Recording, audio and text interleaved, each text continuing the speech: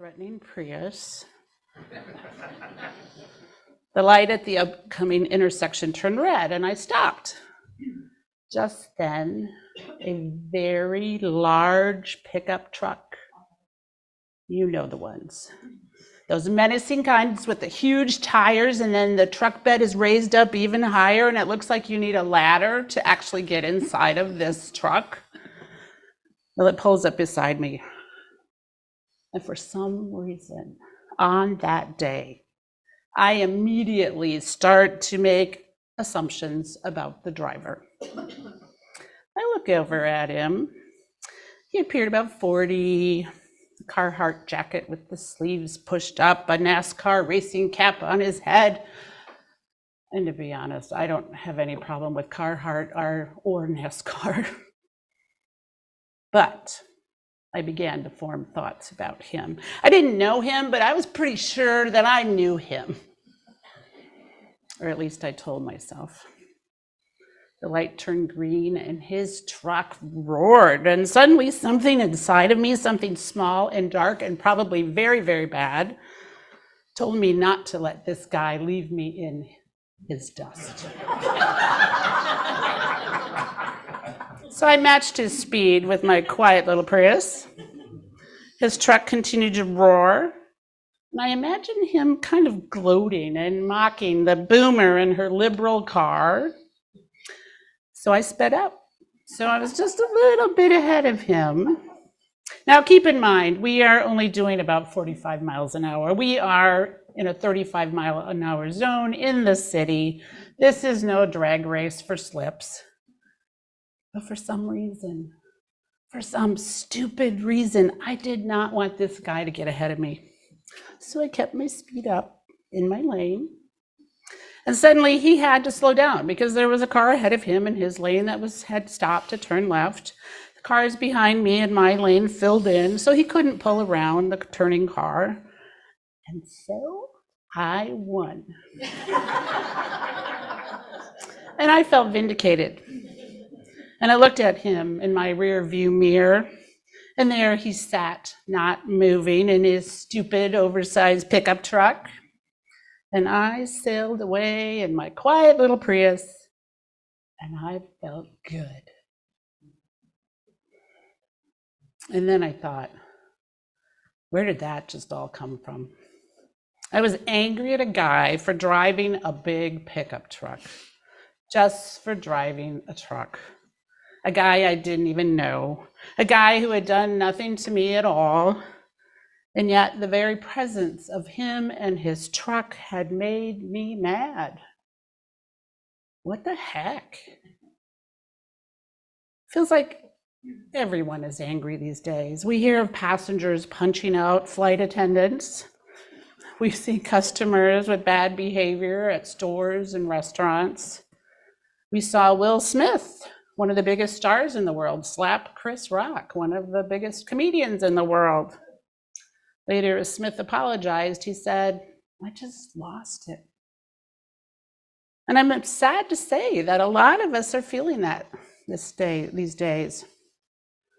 So why are we so angry? Therapist Nidra Glover-Twab commented on the rising levels of stress that she sees daily in her practice. She points a finger at the pandemic, of course, but inflation and isolation, political posturing, and just all around confusion.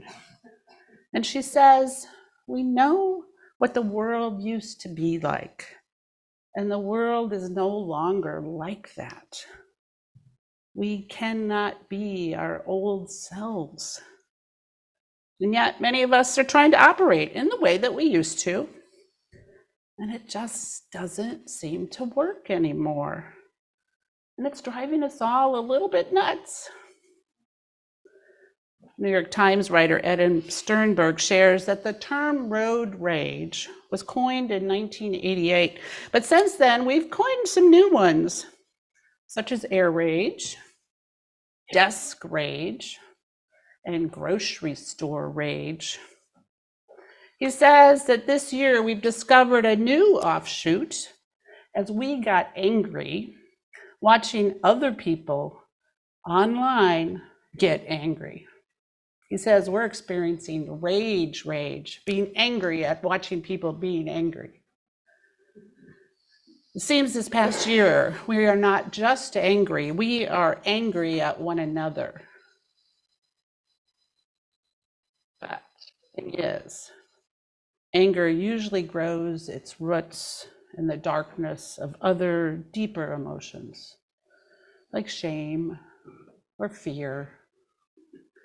Psychiatrist Mark Epstein says that all of this anger is really our way of overriding fear.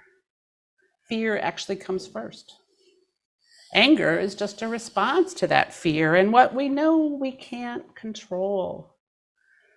An NPR research professor, Angelina Stoughton, explained that in the beginning of the pandemic, there was a real coming together. We had this, we can do this, we're all here to support one another attitude. However, by the second year, that feeling gave way to open hostility, social upheaval around restrictions. And now here we are in year 3. And she says all of that collective goodwill that we had, we've lost. And if you recall, before the pandemic hit, we had a lot going on. Trump had just been elected. There was increased racism and border issues. These things were all percolating. And then the pandemic hit. This added stress leads us all to the place we are now, with 62-year-old liberal Prius driving ladies trying to drag race dudes in pickup trucks. Our theme for this month is centering. How do you center yourselves as you go through your days? What tools do you have to calm yourself when you're overwhelmed with emotions? I'm a journaler. Almost daily, I sort through my thoughts and feelings and record events of my life inside my many, many journals. I used to save them, but after 40 years, it became dangerous.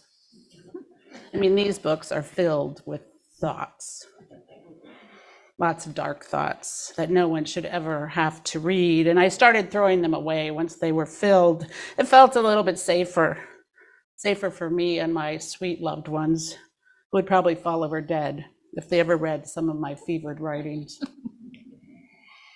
But journaling centers me and it soothes me and it helps me to find answers and paths into things that I struggle with. I'm fully honest in those writings, even with things I have trouble speaking out loud. And we all need things like this. We all need places like that. Maybe it's friends or family or therapy for you. Maybe it's yoga, running, or some sort of exercise. Maybe it's painting, creating music or poetry. Maybe it's nature or sitting next to your lovely Lake Michigan. All these things help.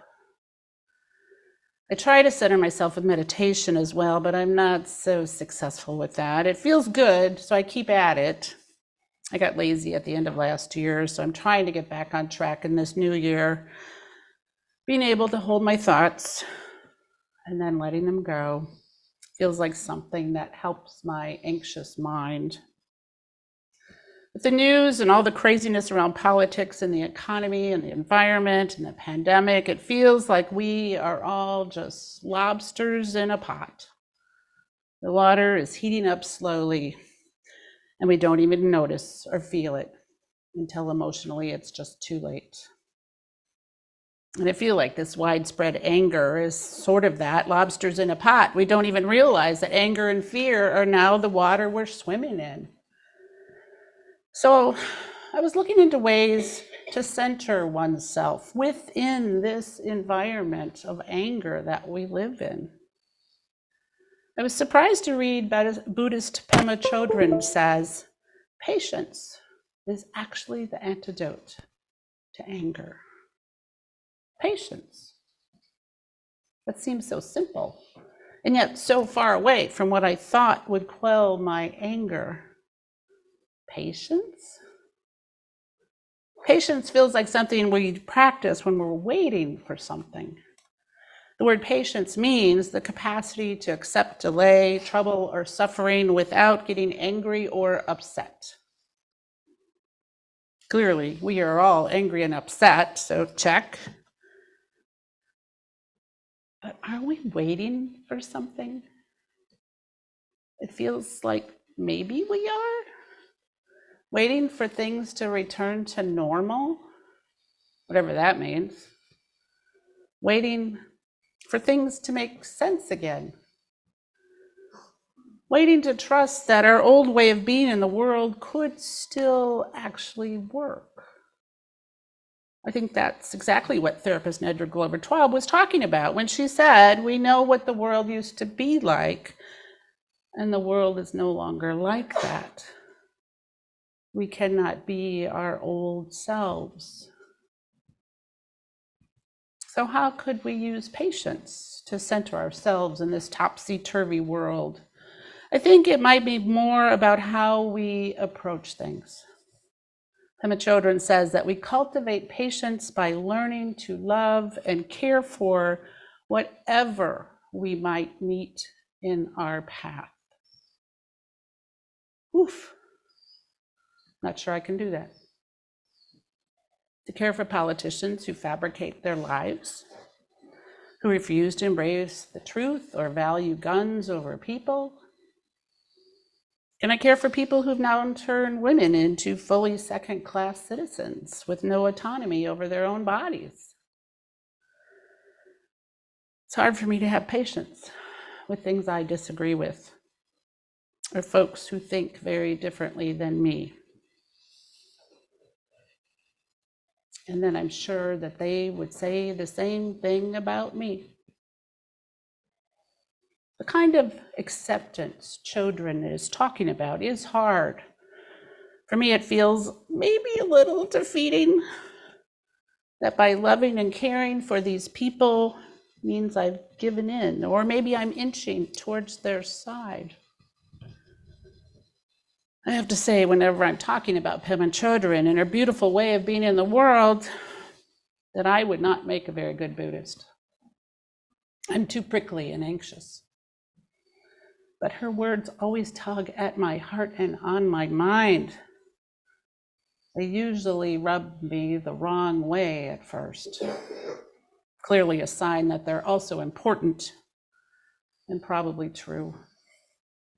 Like a small splinter that we can get, that you know it's in there, but you can't see it or find it.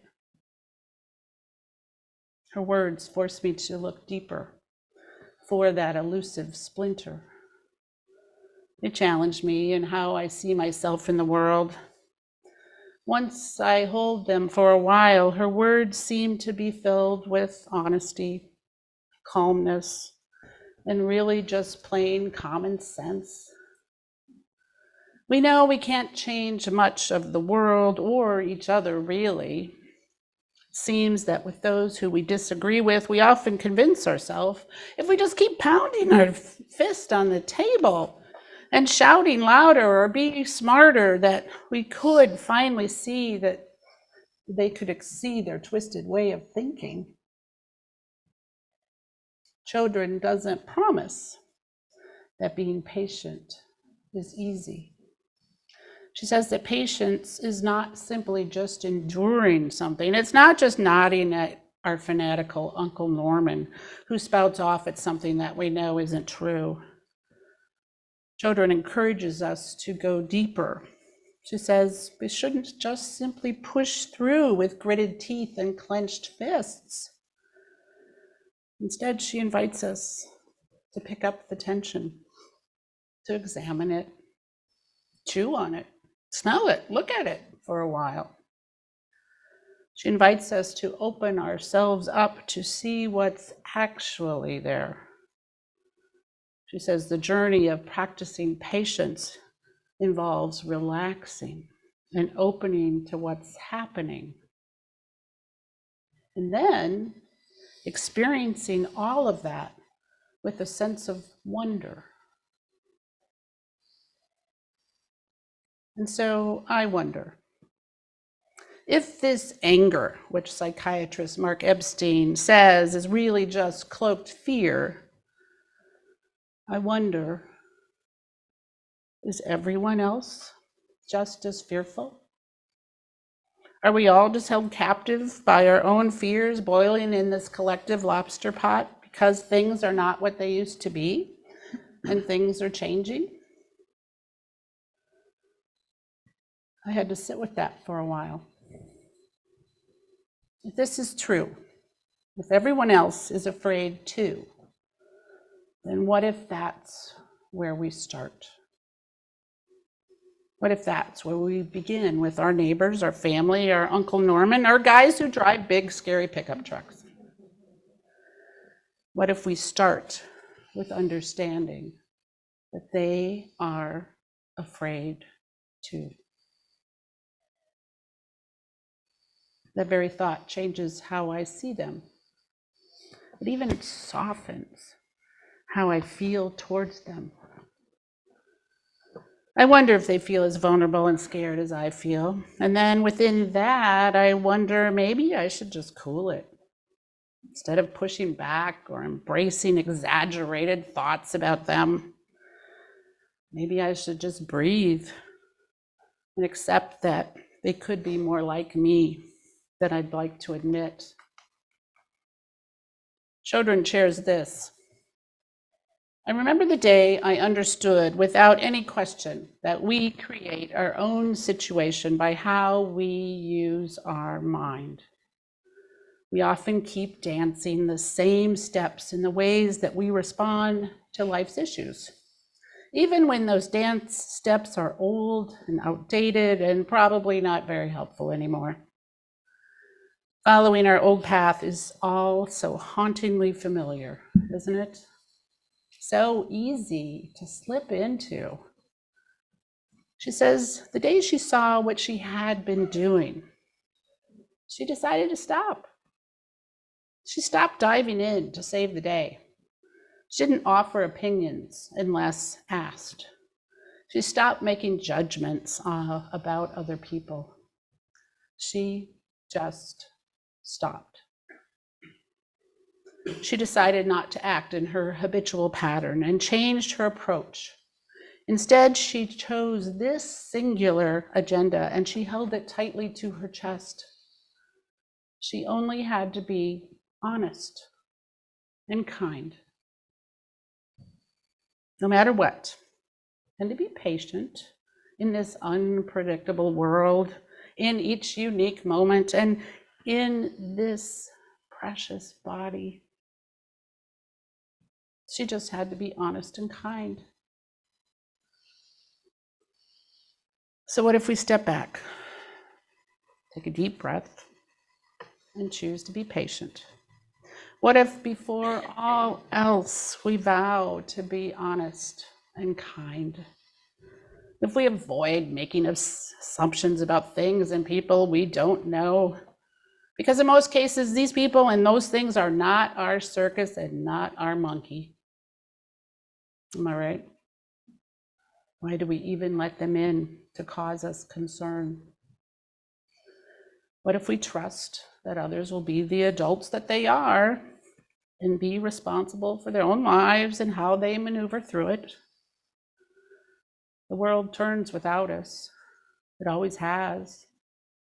And yet, for some reason, we want to jump in and stir things up.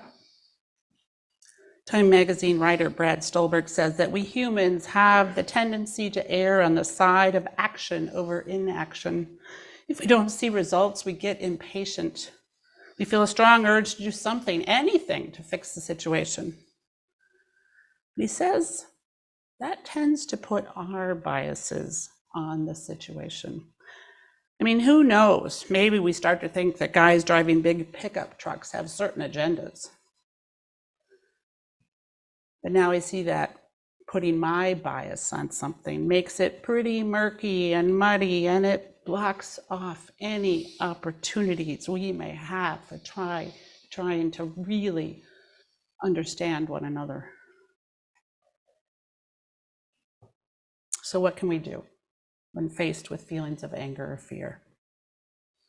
Chodron says often the best thing we can do is to do nothing. Now, I don't advise that for situations of danger. in places where you do need to leave or make choices, working at getting people to go out and vote. That's super important work. Do that. But I'm talking mostly a lot here about our day-to-day ins and outs with family and loved ones and neighbors. What if we did nothing when some sort of pot started to get stirred? To patiently let things unfold in their own ways and to choose to love and care for whatever we might meet in our path. And if action is called for, lead with kindness and honesty, not with forced or preconceived ideas, but simply with kindness and truth. In our reading earlier, Mary Oliver said, instead of the heavens shaking its fist at us, heaven's own creation was that it had such patience, such a willingness to let us continue. She tells us to keep looking. And if we do, we will see how the fist always opens with invitation.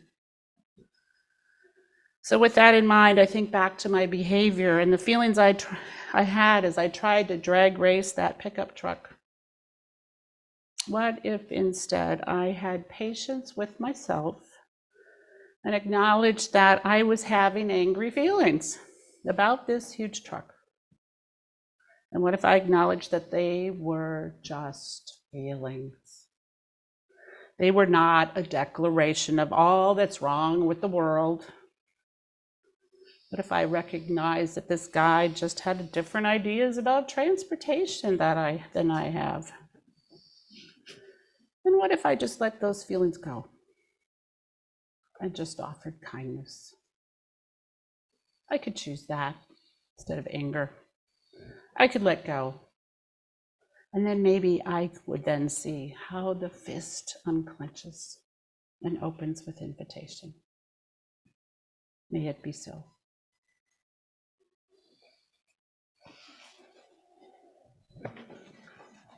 Thank you so much, Jim. We always offer opportunities for discussion and questions. I have one. Go for it. Honesty and kindness don't always go together. I will throw this at you. You can be honest.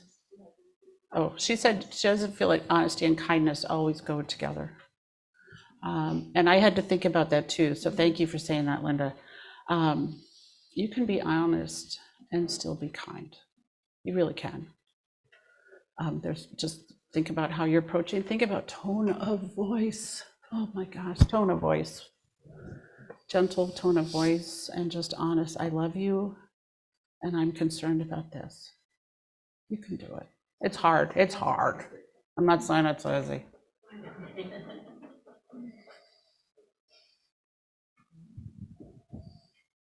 I have a comment that got stirred up by your remarks, and that's in my own personal experience.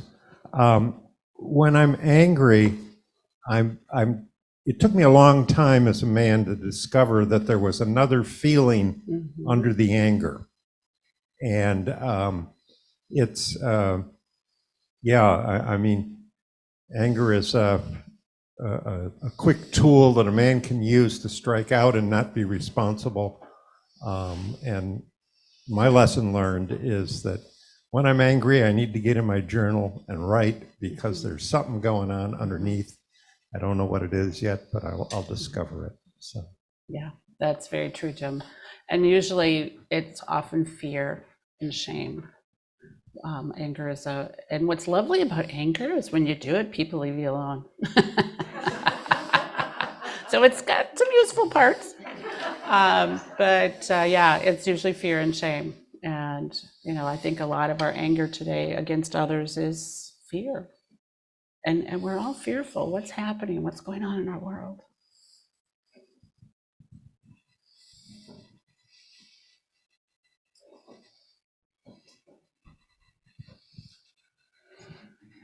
I've been thinking as an alternative, which is probably not desirable, but instead of participating, we can stand on the outside as an observer, as a sociologist, and just look at the whole thing going on and not take any responsibility for it.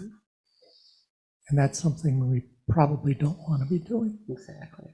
Well, I think, again, kind of my talk today is more about just that everyday interaction with neighbors and friends and, you know, whatever. When it comes to serious issues, I do strongly believe we need to act. I don't think it's, you know, Chodron says do nothing. I think there's times where we can't do nothing. But kind of what I hear you say too is, what if we stood back and trust adults to be the adults that they are? Maybe they might find a solution we don't agree with, but it's a solution, you know, and I think sometimes we're jumping in. Got to fix this, got to do this, going to do it. Maybe we sit back.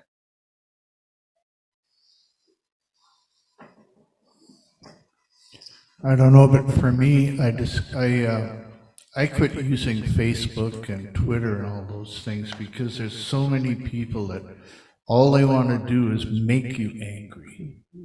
And they, you know, no matter what you say, they're going to troll you or they're going to do this. So I kind of very rarely look on there, and I think my blood pressure's gone down 20 points because I don't try and argue with everybody that disagrees with me, because you're not going to change them, and all it does is work you up. Yeah, that's a really wonderful self-help tool to help center you. And then I would say they're getting you worked up and they're arguing with you because they're just as fearful. They're just as scared. Yes, and when you made the comment about taking action, there's a difference between reacting when you're angry and calmly thinking it through, and taking action that comes from thoughtfulness and patience, and then basing that for your action as opposed to the angry reaction. Right. Thank you. That's beautiful. And another one up here. I remember a song a long time ago, back in the 60s, a Nash ambassador, Nash Rambler, that the guy was running back and forth between a Cadillac, and at the end, the guy comes up and says, how do you change the gear on this thing? I can't move. And I thought, this is interesting. And there's a problem, I can't fix it. Well, that's how it is. That's true. Yeah. Ta-da. Well, thank you all. Again, always lovely to see you and always love to have discussions with you guys. Thank you.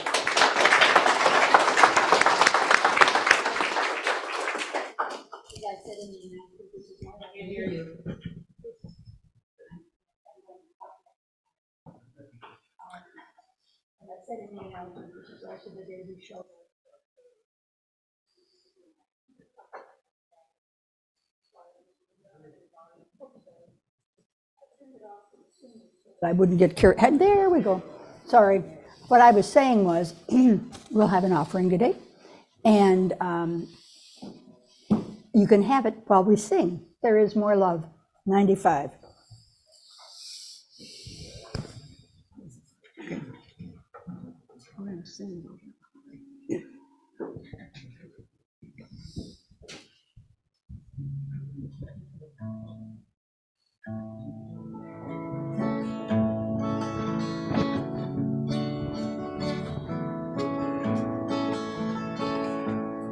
There is more love somewhere.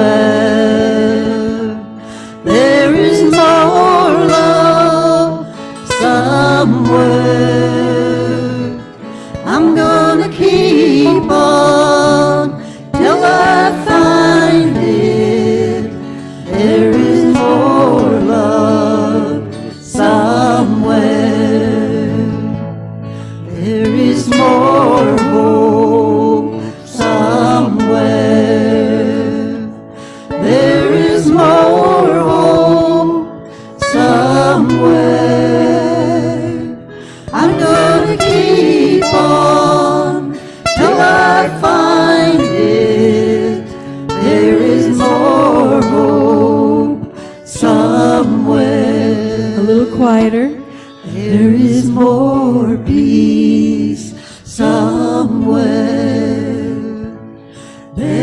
is more peace somewhere.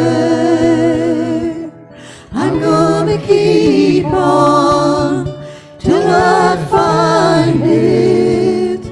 There is more peace somewhere. Bring it out. There is more joy somewhere. There is more joy somewhere. I'm gonna keep on till I find it. There is more joy somewhere.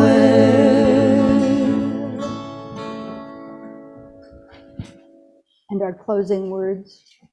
When the weight of the world tips us over, when the winds of the world leave us spinning, when the voices of the world lead us astray, may we remember that here, home is always waiting, with stillness to calm us, friends to anchor us, and voices to help us find our way. Amen.